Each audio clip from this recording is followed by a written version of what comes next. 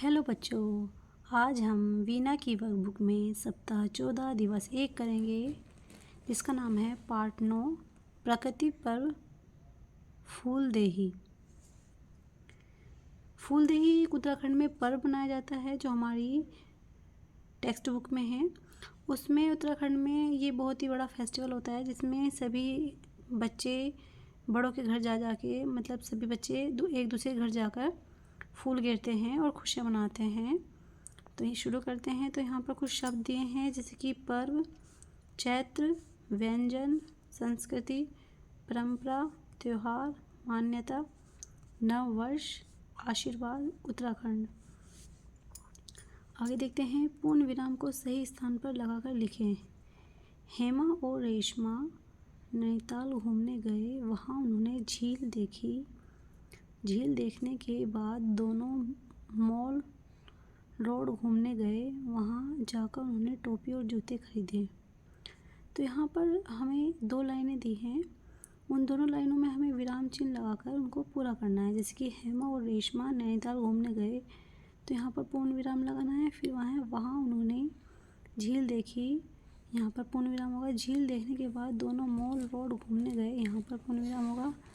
वहाँ जाकर उन्होंने टोपी और जूते खरीदे, एंड लास्ट में भी एक पूर्ण विराम होगा। तो इसके बाद आगे बढ़ते हैं। जिस प्रकार पाठ में फूलदेई के त्यौहार पर हलवा, साई व पापड़ बनता है, उसी प्रकार निम्नलिखित त्योहारों पर क्या क्या पकवान बनते हैं हमें लिखना है। जैसे कि त्यौहार का नाम, मकर संक्रांति पे क्या बनता है, तिलकुट बनते हैं, गज्जक बनते हैं और खिचड़ी बनती है। उसके बाद होली आती है, होली पर पकौड़ी और गुंजिया बनाई जाती है। उसके बाद है ईद, शीर और मिठाइयाँ और पकौड़ी बनाई जाती है। उसके बाद है अपने पसंदीदा त्यौहार को आप कैसे मनाते हैं, 3 वाक्य लिखने हैं। त्योहारों पर अच्छे कपड़े पहनते हैं, नए कपड़े पहनते हैं। त्यौहार पर मिठाइयाँ पकवान बनाते हैं, फ़ोटो लेते हैं, गले मिलते हैं और नाचते गाते हैं। तो ये 3 लाइन हो गई। उसके बाद आगे बढ़ते हैं। हमारा सप्ताह 14 का दिवस 2 शुरू है। यहाँ पर कुछ शब्द है, समृद्धि, मान्यता, सद्भाव और मंगलकारी। ये हमारे कठिन शब्द में आते हैं टेक्स्ट बुक में जो कहानी दी है उसमें। उसके बाद है पाठ्य पुस्तक के पाठ के आधार पर वाक्यों पर सही और गलत का निशान लगाओ। जैसे फूलदेई उत्तर प्रदेश का एक प्रसिद्ध त्यौहार है, जी नहीं, ये एक उत्तराखंड का, तो यहाँ पर गलत आएगा। फूलदेई पर्व को बाल दिवस भी कहा जाता है, ये सही है। चैत्र माह हिंदू नववर्ष का पहला महीना है, ये भी बात सही है। फूलदेई पर बच्चों की टोली को फुलारी कहा जाता है, ये बात भी हमारी सही है। इसके बाद है वाक्यों को बहुवचन में बदलकर लिखिए। वह बहुत प्रसन्न था, वह बहुत प्रसन्न थे। घर में अन्न का भंडार भरा रहे, घर में अन्न के भंडार भरे रहे। सर्दी का ठंडा दिन बीत जाता है, सर्दी के ठंडे दिन बीत जाते हैं। नीचे बॉक्स में दिए गए त्यौहार किस प्रदेश से संबंधित है, छाट कर लिखे। छठ, बैसाखी, ओणम और फूलदेही। तो यहाँ पर हमें ये सारे जो फेस्टिवल है, त्यौहार है, ये हमें कौन से राज्य में मनाए जाते हैं ये लिखना है। जैसे कि उत्तराखंड फूलदेई,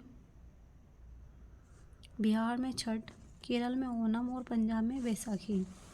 उसके बाद है सुनकर 5 से 7 शब्दों वाले 3 वाक्य बोले और बच्चों से लिखने के लिए कहे। उत्तराखंड में फूलदेई बनाया जाता है, बिहार में छठ का त्यौहार मनाया जाता है। ये हमारा सप्ताह 14 का दिवस भी कंप्लीट होगा। ये हमारा सप्ताह 14 का दिवस 3 है। तो यहाँ पर एक पिक्चर दी है, उसके अकॉर्डिंग एक स्टोरी बनाई हुई है। आज भाई दूज का त्यौहार है, इसे यम द्वितीया भी कहते हैं। मीनू और शिबू सुबह जल्दी जाग गए, उन्हें यम द्वितीया स्नान के लिए जाना है। दोनों माता पिता के साथ यमुना नदी के किनारे घाट पर पहुँचे। आज भाई दूज का त्यौहार है, इसे यम द्वितीया भी कहते हैं। मीनू और शिबू सुबह जल्दी जाग गए, उन्हें यम द्वितीया स्नान के लिए जाना है। दोनों माता पिता के साथ यमुना नदी के किनारे घाट पर पहुँचे। यहाँ पर एक पिक्चर दी है, उसके अकॉर्डिंग एक स्टोरी मेंशन की है, इसको क्वेश्चंस के द्वारा हम समझाएंगे। फिर दोनों भाई बहन ने एक दूसरे का हाथ पकड़कर यमुना नदी में डुबकी लगाई। दोनों ने एक दूसरे पर छलनी से यमुना जल डाला। तो यहाँ पर क्या है, मीनू और शिबू को कहाँ जाना था, यमद्वितीय स्नान के लिए। मीनू और शिबू ने यमुना में स्नान कैसे किया, डुबकी लगाकर।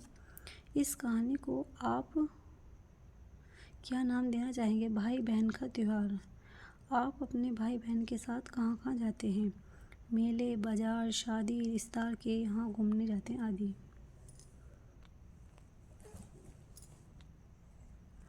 उसके बाद है हमारा सप्ताह 14 का दिवस 4। यहाँ पर कुछ शब्द ये, नदी, नमाज, डुबकी, ईदगाह। नदी और तालाब में गंदगी देखने को मिलती है और इसकी सफाई के लिए क्या क्या करना चाहिए, क्या नहीं, सही या गलत का निशान लगाए। जैसे पॉलीथीन कचरे का तालाब में डालना चाहिए, नहीं। नदी या तालाब में पॉलीथीन निकालना चाहिए, सही। तालाब में साबुन से नहाना चाहिए, गलत। पूजा हवन की सामग्री को नदी में नहीं डालना चाहिए, गलत। दिए गए शब्दों से किन्हीं, इन्होंने नहीं, यहाँ पर नहीं, इन्होंने नेगेटिव पॉइंट दिया है। हम हवन की और उसकी सामग्री डाल सकते हैं बट बिना पॉलीथीन के। दिए गए शब्दों में से किसी 5 शब्दों का उपयोग करके कहानी बनाएं। इनमें से हमें कोई भी 5 शब्द लेने हैं और एक कहानी बनानी है। जैसे कि बच्चों को मिठाई बहुत पसंद होती है। बच्चे घरों पर रंग बिरंगे कपड़े पहनकर बधाई देने जाते हैं। कभी कभी बच्चे लड़ाई भी कर लेते हैं। मम्मी की बहन ने गुंजिया बनाई। सभी ने खुशियों को होलिका दहन किया। उसके बाद है यहाँ पर हमें कुछ लाइनें लिखनी है। आज भाई दूज का त्यौहार है। भाई बहन का प्रेम का प्रतीक होता है।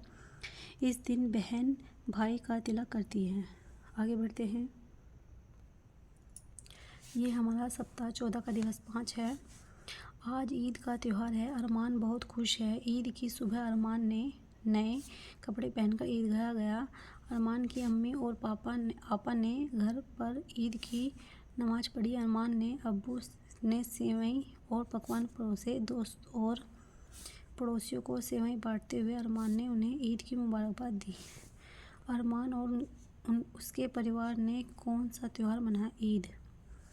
अरमान क्यों खुश है, ईद का त्यौहार है इसलिए। अरमान ने दोस्तों और पड़ोसियों के साथ ईद कैसे मनाई, दोस्तों ने पड़ोसियों की सेवाएं बांटकर व मुबारकबाद देकर।